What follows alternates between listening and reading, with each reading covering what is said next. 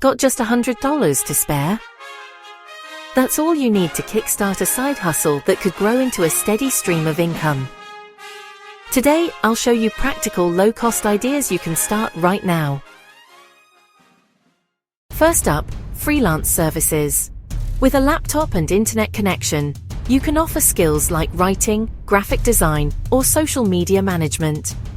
Platforms like Fiverr and Upwork let you start with zero overhead. Your £100 can go into creating a professional profile and marketing yourself. Got expertise in maths, science, or languages? Online tutoring is booming. Websites like Tutorful or Preply let you connect with students worldwide. Your $100 could cover basic equipment upgrades like a good microphone or webcam to make your sessions professional. If you're creative, selling crafts on Etsy or eBay is a great option. With £100, you can buy starter materials, wax for candles, beads for jewelry, or art supplies. People love unique handmade items, and you can scale up as profits roll in. Love animals? Pet sitting and dog walking is a side hustle that requires little more than insurance and some flyers.